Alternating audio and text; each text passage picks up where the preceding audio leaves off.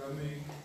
We are very pleased to host this afternoon two distinguished speakers. Amit Segal is a political correspondent and commentator for Channel 2 News. He started with Gaza and then joined Channel 2 in 2006. He has a column in Makor Shon. Not anymore. He had a column in Makor Shon. And from tomorrow in Electoral. Oh, that's an upgrade. And has a popular talk show. That is still Yes. okay. One of the leading investigative reporters, and we need these kind of people in our media scene. And Yohanan Plesner is the president of the Israel Democracy Institute, former member of the Knesset for Kadima, and most known for his attempt, I would say noble attempt, to move ahead the initiative for equal service. He's fighting the good fight. Yeah, produced a very important report, which I believe still needs to be implemented, but It's a bit more, by the way. yeah, one thing at a time. And they will talk about the current Israeli politics, both from the immediate events and also from the current. We'll try to weave in the political and policy aspects. Okay, so I leave it to you. I know you guys, you need to leave around before 12, Yeah. so we'll keep Before your, one. No, before one. before 1, sorry. We'll keep your opening remarks briefly, and then we'll engage in Q&A. Please. So, first of all, good afternoon. Many people are asking me these days, when will the election take place? And the answer is 2019. And this is the most accurate answer that I can actually give, but it's not only a joke, but I think it reflects something which is a self-evident truth. And the truth is that all those storms you have seen in the Israeli politics over the last weeks were tactical, not strategic, for two reasons. First, the time frame is very limited. The question these days is not whether the coalition will fall apart 3 years ahead of its time, but only 6-7 months the most. So it's not really important whether it will the next election will occur on March 2019 or November. But the most important, the more important ingredient is the fact that all those figures we see fighting each other, resigning, returning, threatening, not standing up to their word, they will play the same role in the next government according to each and every single poll. There is a very famous, there was a very famous poet 1,000 years ago named Shlomo Ibn Gabirol, and he wrote about God, I think it applies for me as well. He wrote a poem named I Shall Run From You to You. And I think this is the real headline of the situation in the right wing, because Avigdor Lieberman can resign from Netanyahu's government for the third time, by the way. But which government, which coalition will he join after the next election? Only a Bibi-based government. And Bennett might have resigned on Monday, but which government would he return to after the election? So it's like trying to slam a revolving door, okay? It's impossible. So at the end of the day, it's not about, fundamental ideological fight like in the one we experienced over the disengagement plan, for instance, or the peace process. It's like musical seats. a musical seats game. Musical chairs. Musical chairs, of course. Exactly. Within the right block. So I'll pick up on Amit's analysis on two aspects. Number one,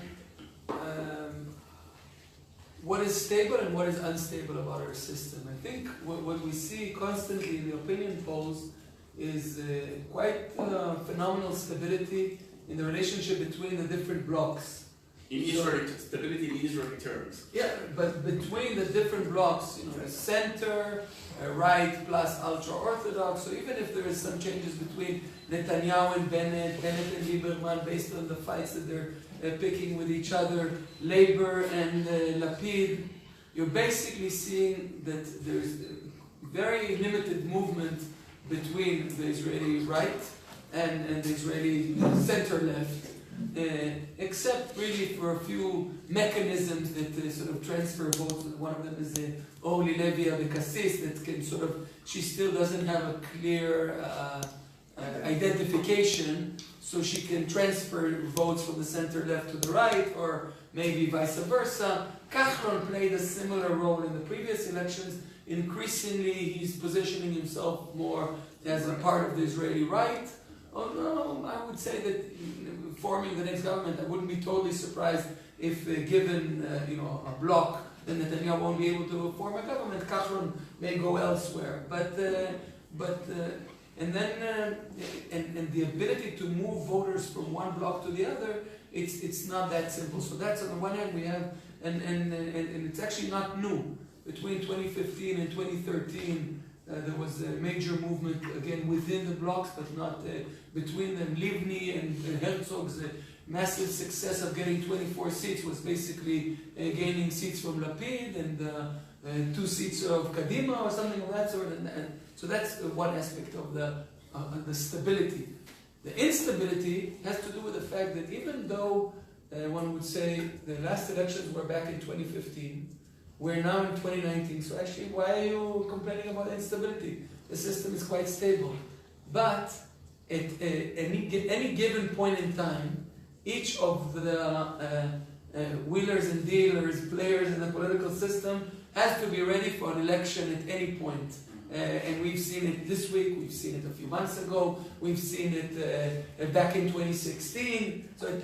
So the ability to engage in any kind of long-term planning, coordination with the government, between government ministries, is virtually non-existent because a savvy politician has to be ready for an election campaign pretty much half a year after the previous election. So even if the government, ultimately, if you look in retrospect, will survive 4 years, there's the planning horizon cannot be more than sort of a 2-week planning horizon for any savvy politician. So this is we're seeing a massive trend. Changes within any existing government. So about half of the ministries already switched hands. Half of the ministries. I'm sorry, I didn't switch that. New number. It's never too late to switch it. I switched that up. I keep switching up. New number. I don't have the kind of phone. So, New number. Half of the ministries already switched hands, and even if we're looking at defense, we have Another third third defense minister. So defense ministry that requires so much planning and serious responsible leadership actually operates without a stable ministerial direction. I have a question for you.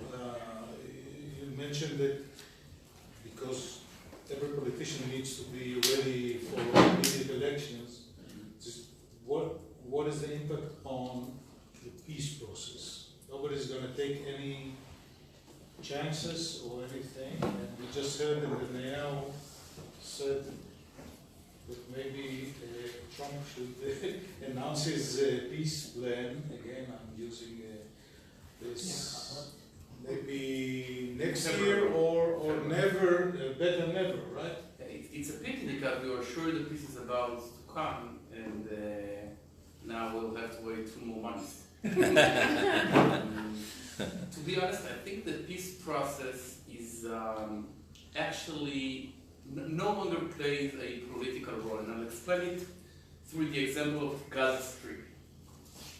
Last decade, Gaza was the most heated issue on the Israeli agenda.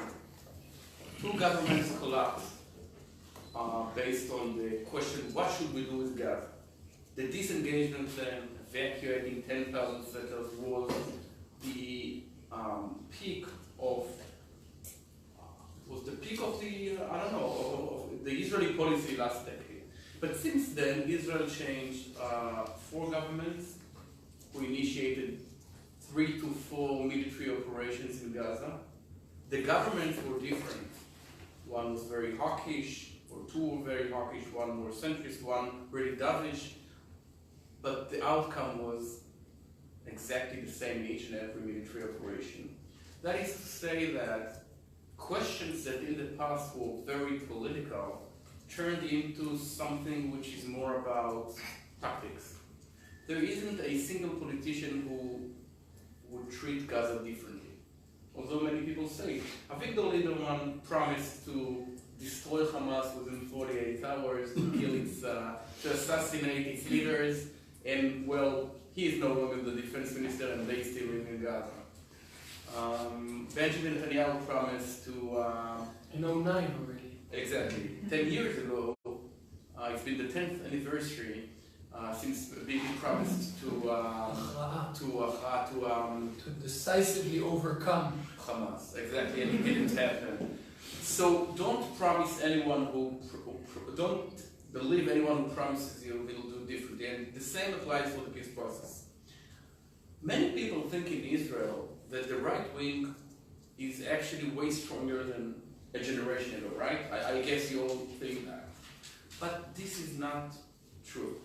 The right wing in Israel these days enjoys a majority of 67 Knesset members, even if you include all of Kaplan's faction within the voters of the coalition. And the ultra-Orthodox that are more of the allies of the right wing rather than right-wing parties. Exactly. But 20 years ago, Bibi's first coalition enjoyed a very similar majority. What happened is that the left collapsed and the center rise. So there are something like million and a half Israeli voters who actually switched not from left to right, but from left to center. Parties like Kadima, like Yair Lapid's party or his father, Dromi Lapid, are actually based on the feeling, on the sense of disillusion, of being disillusioned by the promises to have a Norwegian peace with the Palestinians. So it's more about, living with the situation, offering different tactical solutions. But at the end of the day, after all the Facebook fights and the speeches, you'll see a very similar policy, even if Lapid will be the next prime minister, or even Avigal. I think I'm surprised that you properly characterized the Israeli center. I was listening very. I'm dedicated to the country. And I think it's a very important distinction. The Israeli center is very much a creation of the disappointment from both the Oslo and what happened with the Palestinians, and mainly as a result of the Second Intifada. So the Second Intifada, in this respect, the Israeli center shares with the Israeli right wing the deep skepticism about the intentions of the other side and the ability to reach any kind of compromise, and but does not share the same political solution. As a result, the ideas in the center, in as much as there are ideas, because the centrist politicians today are not as competent as the right-wing politicians. But in as much as there are ideas, they are more about, let's take our destiny in our own hands to secure a Jewish majority, even if the Palestinians cannot get their act together.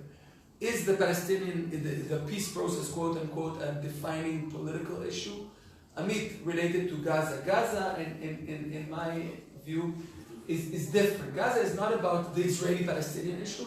Gaza is about security. And security, there's no ideological debate about Hamas, Hezbollah, Iran in respect of shall we engage in a peace process with those who would like to annihilate us. It's more about who do you trust to handle this security challenge. So it's more about positioning and smoke screens and so on. And this is why, in my opinion, Benny Gantz is the new hope for the center. Why? What do we know? What do we know about him? We know that he does not belong to the right wing. He's somewhere in the center left, but it doesn't really matter because people.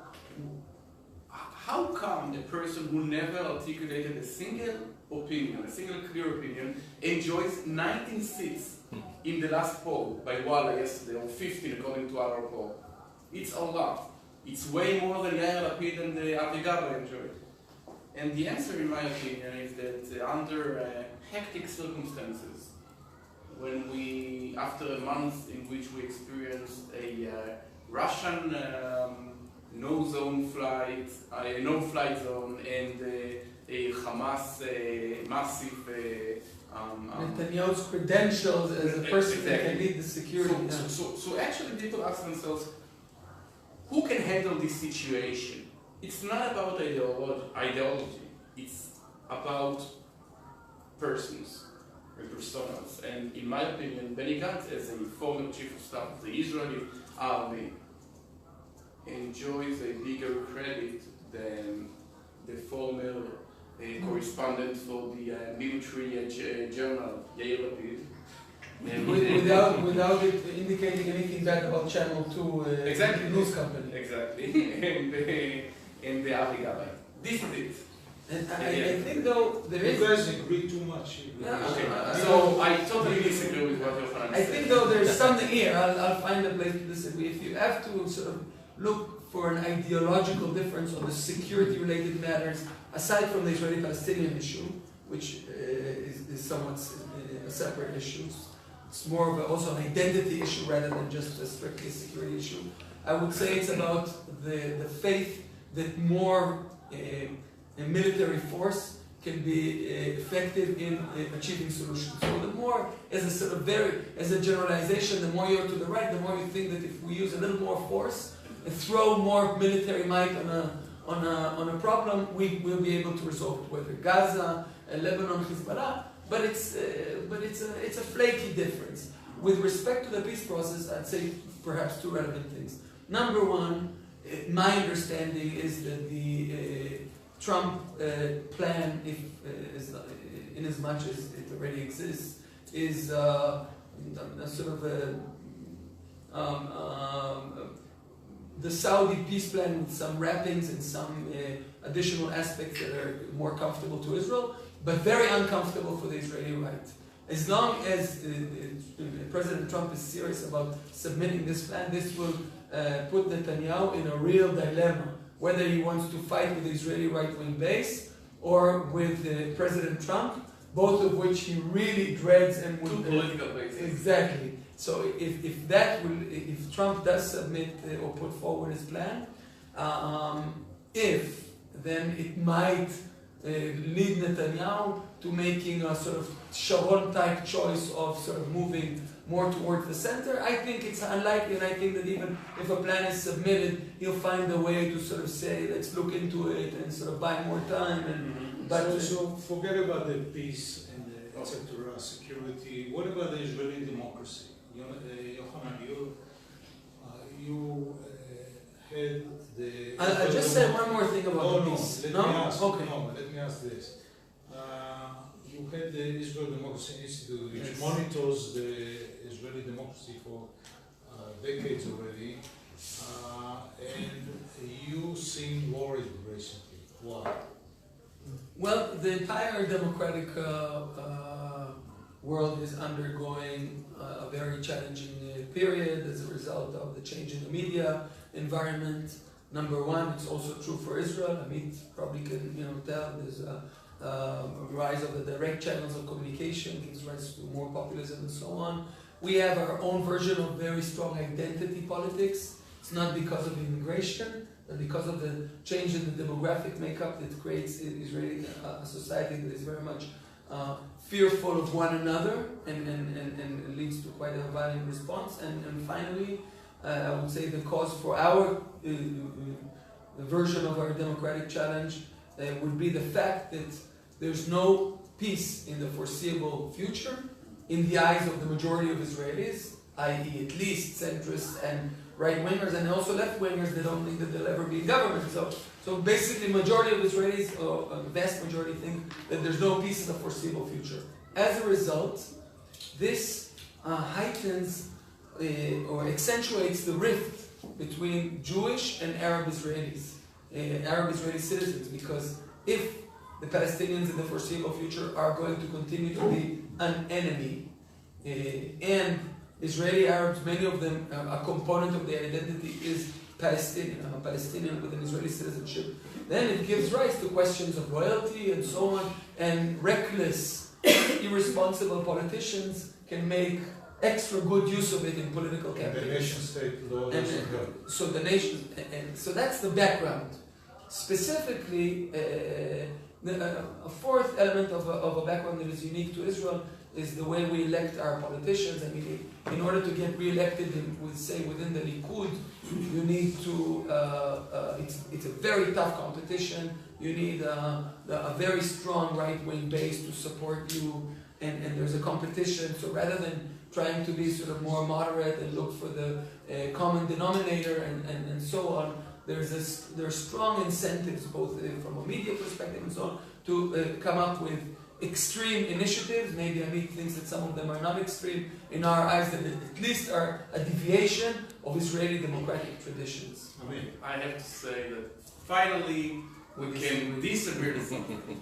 I totally disagree with Yohanan, and I'll explain. In my opinion, in order to prove that a slippery slope exists, one has to prove two things mathematically. First, that there is a slope.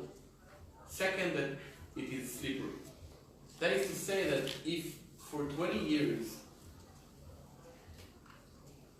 we are hearing, or for the last 20 years we've been hearing over and over that democracy is deteriorating, that we deviate from our fundamental principles, and yet you are at the very same place, it means that there isn't necessarily a slope and it is not slippery. For 20 years, people explain us that democracy is shrinking, that the institutions are... 20 years? Yes, I still remember, I was, 18 years ago, I covered the media affairs, and I've been hearing about political pressure from Likud against the media outlets and people or artists and singers and actors claiming that democracy is about to collapse. The same arguments made against the nation-state law and other legislation, including humiliating comparisons for Germany in the 30s and the 40s, by the way, could be detected in the Israeli press from 1955 onwards. I can really give you a book full of comparisons of different legislation to Nazi Germany. And at the end of the day, in my opinion, and I beg to differ, the media is way more liberal today, way more full of different voices. In my opinion, the legislation and the Supreme Court is very independent. No one can actually dictate to the people what to think. What we see today is two different things. First, the technological era of Facebook and Twitter and so forth actually takes the discourse to a less polite culture or atmosphere. Less polite, Is it equals understatement of the populist. Yes, but it's something. I mean, it's not that the public changed. It's the way it takes place. I mean, But it does change political behavior and escalate escalates differences. let's say that in 1981, people were fighting in the streets of Israel during the election between Peres and Begin. Insults were swapped between two camps. Legislation was made that actually fostered the discourse whether democracy is dead. But in the end, at the end of the day, in my opinion, every single example you can give for deterioration of democracy, I can give you worse examples from different areas in which the left was in office, or the center left. There isn't a single thing in Israel that happened today that didn't happen, for instance, during the disengagement then, or even before. In my opinion, in Israel, democracy gets better. More people, institutions are more independent, and the result is, or one example is that, in my opinion, that how will you know that democracy is at risk? When you stop hear about it in the press. I hear all day about how the democracy is in danger and how the media is in danger, but where do I hear it? In the media. Over and over again. Okay, let's open up. Yes. What about the Minister of Justice, who has no background in laws, attacks on the Supreme Court? Which one? The Minister of Justice. Much attacks the Supreme Court, particularly the court's right to constitutional review, which was established in the 1950s. No, so actually the constitutional revolution, how we call it in Israel, was actually a result of a verdict by the Supreme Court only 24 years ago. There is a heated debate in Israel whether it's not legal, but whether it's legitimate or not. Because Israel doesn't have a constitution. We have basic laws. We have basic laws, but supposedly articles of the Constitution. And the most important word is supposedly. And there is a heated debate, and this debate is utterly legitimate. I mean, we can actually have a heated debate over the question whether it's legitimate or not to outlaw laws, as long as we agree that both sides have legitimate arguments.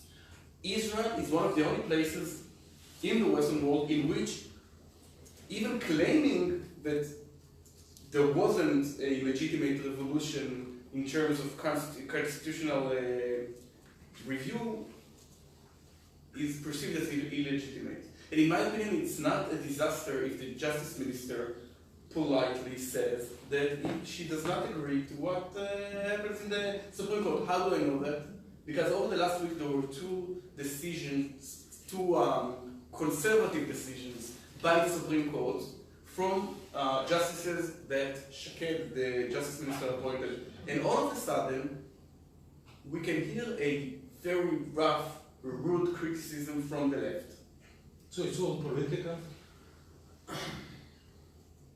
It's not that bad. In the US, for instance, we know that the Supreme Court is in the center of the political arena. Okay. In Israel, just a second, in Israel, it's the only place on earth in which judges take political decisions, but how do I say it? But they are not nominated politically.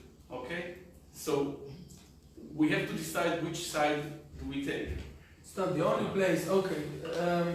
I won't beg to differ, I will just differ. But let's start with the areas where we do agree. You didn't hear in my words, I'm not in any responsible analysts that Israeli democracy crumbled, or Israeli democracy also when we look at international indicators, we're doing decently well, depending on the indicator. Freedom of press is actually not, is actually somewhere. No, actually, the Freedom House, we're now partially free, based on the Freedom House indicator. But I have to give an example. Okay. The decision to define us as partially free is based inter alia on something that has a lot to do with me. They wrote that, no, That's a school. It's my fault. They quoted that one of the reasons for the deterioration in the grade, democracy grade, was libel suits issued by politicians against journalists. איך אומרים את זה שאתה קרא? Slap? Silencing. No, slaps. Well, one of the libel suits was by a Knesset member against me because I claimed that he was a crook. A crook? Yes. So, A pimp. a drug addict and a crook. And he was right. And I was right, by the way. Yes. So, but it's legitimate for him To remain nameless. it's legitimate for him to take it to court. So it's not a proof, in my opinion. Yes. Okay, Go on. by the way, Amit is really, as we mentioned, a very important investigative journalist and courageous as well. And I know your sources for one of the small stories in the past. But about the state of democracy, I think it's important to make a distinction between the snapshot view of what's the state of democracy right now and what are some of the trends, pressures, threats, and where they can lead us towards. So the fact that many of the initiatives were subverted, suspended, watered down. Show me One of the initiatives that if they would have been materialized, what would they have done? I'll give you an example. Show me one example for a thing that resembles a decrease in the democracy level in 2018 that I can't give an example. Okay, I'll mention a few. Now, you're also right about the fact that Israel wasn't a perfect democracy in the 50s or 60s. We're actually a nascent, new state that is creating a functional democracy based on Israelis or Jews that came from all over the world, not from democratic traditions. So I mean, it's quite a magic, the fact that we have a vibrant, thriving democracy. Where we differ is the fact that I realize that our democracy is a lot more fragile than what your analysis indicates. Why is it fragile? First, like you mentioned, we do not have a constitution, except for the unique UK case, the only functioning liberal democracy without a constitution. And number two, we have far fewer institutions that limit the power of a political majority. I take the UK case, you have an independent parliament and a government, and if in America you have a Senate and a House and local state governments, in Europe you have also some pan-European laws and courts of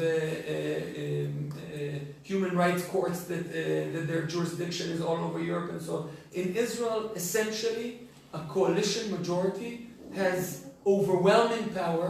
The Knesset is completely under the control, doesn't exist as a separate branch. It's completely controlled by the government, and we're left with one institution that provides us with a check to an otherwise absolute power of our politicians, and that is the court system. Now, there are dozens of attempts to undermine the court's authority as an independent institution. Number one, the override clause that is now that never passed. Never passed, but I mentioned it didn't pass. We still have an independent court that we're proud of. So I'll just give you a list and I won't go into the details. Number one, a series of dozens of attempts started back about a decade ago, not 2 decades. When I was in the Knesset in the first term, by your party, by the way, by Kadima, which was a central-left.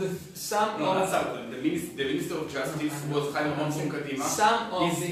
His predecessor came from Kadima. And I the Prime Minister yes, was from right. Kadima. They are all from the center. You're right. Ramon, Friedman, and Olmert. So where is the slippery slope? No, but it wasn't about the entire list. It was about the court. You're right. I oppose that, by the way. It didn't pass.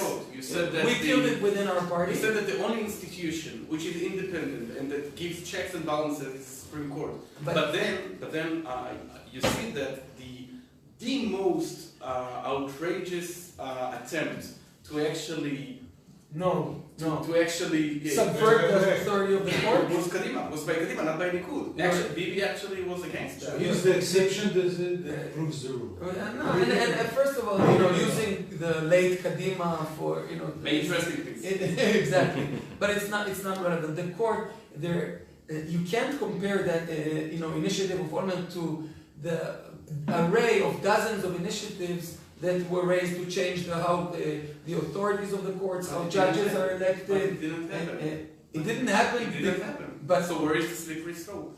I didn't say the word slippery slope. I just said that there is a pressure, there is a attack on the only independent institution that curbs the otherwise absolute power that a political majority has. Number two, a free and independent media. Almost an obsessive attempt vis-a-vis the both broadcast media, radio channels, basically to subvert the independence of the media. The fact is that nothing succeeded, you're right, or very little succeeded, but there is a major pressure on our media. NGOs, Can you just answer those two first? okay. I'll start And with I'm just saying NGOs and civil society also under pressure, and the whole discourse of turning people into traitors and so on. Number four, the professional layer of government. You know, the whole idea of we were elected, so now we have to kill the entire professional civil service. Now, none of these things, a tiny majority of these things passed, and therefore I agree. But the atmosphere is really Exactly. worrying. Okay, I'll answer it by one by one. We'll start with the Supreme Court. A constitution reflects a national consensus. This is how constitutions are built. In Israel, I don't know what was the case in the UK, what is the historical result, there isn't a constitution, but in Israel, it's lack of national consensus. But what is the closest thing that reflects the national consensus is the Declaration of Independence. Exactly. And it doesn't appear in the nation-state bill. Exactly. What is the problem? When I was a law student, only 12 years ago, I'm not that old, I was taught by my lecturers who were fans of the Aaron Barak, the legendary president of the Supreme Court, that the Independence Declaration has no legal and constitutional importance. All of a sudden, after the nation-state deal, I suddenly hear from the same lecturers that it has.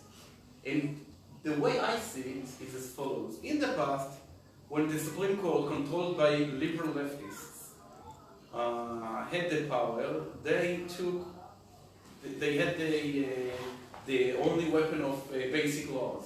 They took a basic law, legislated by only 32 Knesset members. When it was passed, there was no headline in each and every single newspaper in Israel, because no one thought it's really important, and they took it and made it a constitution, although there wasn't a national consensus over it. And all of a sudden, after 25 years, when the right wing, for the first time in Israel's history, adopted the weapon of basic laws and recruited 62 Knesset members, way more than the 32, all of a sudden the Independence Declaration gets a power. It becomes a Superman of constitutional power. So in my opinion, it's all about control. It's Manny Mautner, a leftist liberal professor from Tel Aviv University, wrote an article claiming that the discourse of constitutional rights in Israel started in 1977. You know what happened in 1977? The right wing for the first time took office, won the election. And all of a sudden, there was a shift from the Knesset, from Israel's parliamentary democracy, towards the Supreme Court. So in my opinion, I'm not that worried, and I don't see this argument as illegitimate. In my opinion, yes, we should fight over the question, we should argue over the question whether there is a constitution in Israel or not, without it being perceived as a fight against democracy. In my opinion, I fight in order to make democracy stronger, not weaker. Because in my opinion, if 15 Supreme Court justices will try to artificially create a national consensus, the result will be more violent than the fight against it. This is one thing. Just a second. The second thing. One point. There's a court decision that while the Declaration of State doesn't have power of law, that the implementation of laws must be carried out under the spirit of the Declaration. There is only one problem with that. Aaron Barak argued it for the first time 4 months ago. No, I heard this 20 years ago. But he didn't argue that. He The wrote, court? It's he in the court deliberately wrote okay. Second, the media. I don't like the pressures made by Netanyahu's government on the media. I am part of the media, as you know, in Channel 2, Electoral, IDF, and so forth. Yet, in my opinion, the media today is way more diverse and open and liberal than it was 20 years ago, when 3 newspapers and 2 channels controlled or were about to set the agenda. We see a diversion of power. I think it's great. I think it should have happened way before. And under no circumstances do I see a deterioration in that aspect. Let's ask.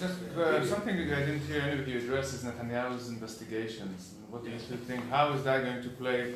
How is this playing into the political, ecosystem now, and how is that playing in regards to possible elections and when? In my opinion, each and every decision Netanyahu has been made over the last 2 years, emanated primarily from the criminal investigations, including the decision this week not to call an early election. Call an early election. How do you connect the two? Including military decisions? No, in my opinion, not military decisions, but the way to justify, to wrap, to actually communicate it to the public was actually about that. Netanyahu wants to create the impression that he has no substitute. And he has to pass a huge threshold to be the first prime minister to sit in the morning in the Supreme Court as a defendant, and in the evening in the cabinet room as a prime minister. It never happened in Israel's history, and he wants to be the first. Now, you're treating the possibility of serving as an indictment as a sort of almost 100% likelihood. That's how it seems now. I mean, and within weeks. Within dozens of weeks.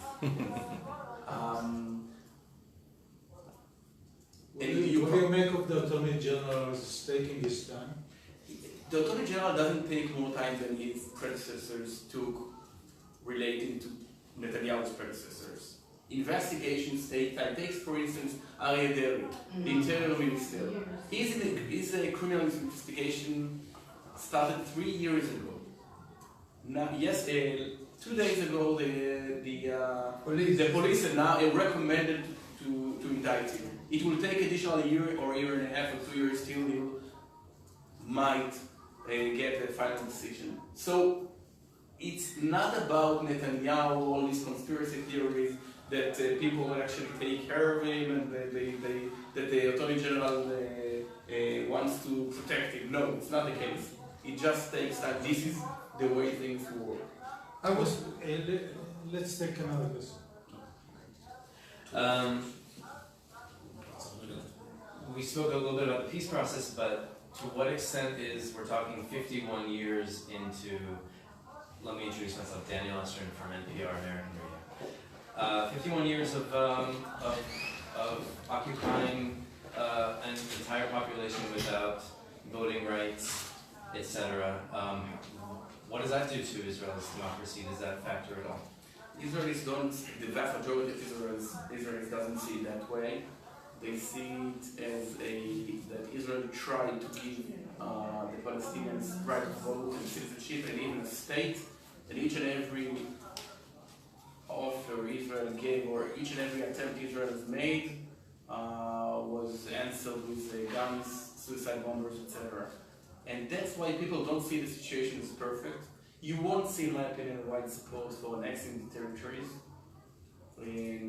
But people see it as a permanent temporary situation. Now there's a difference, a distinction between the ideological religious settler movement that which is a minority.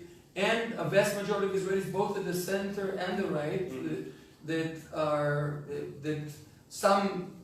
do not see any credible partner that one can make a major deal with. And then the argument is around, so how do I deal with the situation? Do I pull out and leave the military in? So it boils down to what do you do with the settlements beyond the security barrier. But but in the questions with the Palestinians and the Palestinian Authority and so on, it's a lot more complex than just, okay, I'm worried about it, then we should allow them and have full rights. I mean, so politically also the dilemma is not clear enough to affect decision making and voting patterns. Because at the end of the day, even Bibi argues that he supports a two-state solution. He doesn't want to annex territory. He doesn't want to rule over a different nation, another nation. What do you think his plan is? I mean, Many people ask me, what will Netanyahu do at the moment of truth? And my answer is that you don't know. Bibi is a cautious. His role in history is just to postpone the moment Exactly. of truth as long as to somebody after him. Yeah. Why is that? Not because he doesn't want to take tough decisions, but because he doesn't believe that tough decisions are even possible. Netanyahu is a conservative. You can understand that. In Israel, people don't understand the gist of the term. Being a conservative means that you believe there is a reason, a good reason, why the current situation exists, and you should respect it unless it's fundamentally distorted. And the reason why there is still an Israeli military in around Ramallah and Shechem and Hebron is not because Israelis seek to occupy another nation, but because they have the bitter experience of trying to evacuate and get rockets. No, we pull out and the radicals move in. I wanted to say something about the interrogations and ask Amit a question. One of the implications. So I'll ask one question and you'll answer it because I need to know what you think. I agree with Amit's analysis that the single and most important parameter that explains Netanyahu's political behavior is how he views the impact of the interrogations. And one of the implications is an entire set of legislative initiatives that have to do with the application of the rule of law. The French, an initiative you can't interrogate an incumbent prime minister, the police cannot recommend, the president has to elect only him as the candidate for an entire set of initiatives, and obviously the Likud today is completely submissive and would pass whatever he's interested in. So that's one implication that I just wanted to put forward. My question is, how do you see the direct link between this week's decision not to go for an early election and the interrogations? In my opinion, the biggest advantage of being prime minister in Israel, say having Sarah as the first lady, is the ability to set the agenda for the election. The most important thing for a prime minister in an election year is not to be surprised. You want to set the agenda. 4 years ago, Netanyahu went to give a speech in the Congress 2 weeks prior to the election. And he shaped the discourse to be around Iran rather than the housing crisis. The most disastrous thing that can happen to a prime minister a week before an election is to have a decision of the Attorney General to prosecute, to indict him. So he wants to wait to have a decision? Exactly. Plus, and then managed to cool it down and not only to cool it down, but in addition, this election might have a legal outcome. If Bibi wants to survive as the first indicted prime minister, he has to go, he'll probably face a dramatic decision by the Supreme Court. Okay? People will argue that he can't function as a prime minister. And there is a constitutional question. There is a slight question, but he doesn't want to be at the hand of 15 Supreme Court justices. That he despises. Exactly. They are only 95% of them. It's a valid judicial argument to have the trust of the public after the public knowing about the details of the imminent indictment, because then he can tell them over 1 million voters wanted me as a prime minister although they knew exactly what was in the case, 1,000, 2,000. So he wants an election after the indictment and before the hearing. Exactly. Okay, Yes, ma'am. last but not least, Walter. The more I listen to you guys, the more I'm convinced that the Israeli system of government is a permanent mess. The only comparison I can make is the temporary situation that now obtains in the United Kingdom. Now, you talked about democracy and you talked about the Supreme Court. The Supreme Court are unelected people. Democracy is a question of elected people. Now, the Knesset is not exactly elected because of this. I don't want to go into this. It's a hobby horse of mine. It's the list business. But you hail the Supreme Court as this wonderful system that we have democracy. We don't have that. At least laws should be made in the legislature and not overturned by... Okay, democracy is about electing governments and about elected officials running the country and setting its priorities, but it's not only about that. The major argument today about Israel's democracy is whether we want to make do only with an electoral democracy. Some countries have it. I'm not saying that we're like Russia, but Russia has it, Turkey has it. So basically the people elect a leader, but a thriving, vibrant democracy has more than that. Besides and alongside with an election that chooses a leader and gives him a lot of power, you have a separation of power, you have protection of minorities, you have independent judiciary, you have rights of minorities that you secure, you have basic values that cannot be traded, and so on and so forth. So there's a difference between a substantive, vibrant democracy and a technical void democracy that is being void. I want to help you. The Supreme Court, I understand. So the Supreme, you say the Supreme Court here acts as a second chamber. Okay. No, I'm not. I'll just say one thing about the Supreme Court. This interventionist court that was not elected and so on. How many laws did it strike down in the 25 years since it got its authority? Around 80. Okay, but you... How many laws were legislated in that period? Over 1,000. So, I mean, I do want the court that when push comes to shove and something that is very extreme is, and for everybody to know that there's also another power. But Yohanan, you explained us only a few minutes ago that it's not the number who makes the atmosphere, because you said that even attempts to actually... And the number of attempts create an atmosphere. But it fails. So I claim that there is a dramatic chilling effect of those 18 or 19 decisions to actually... and I do want those in power to be able to pass 1,000 laws, allocate funds, go to war, and I do want them to know that there's also someone else that in extreme points can check their power. This is what democracy is about. To make a long story short, I don't think that politics is only about technical majority in parliament. But I think it has a part.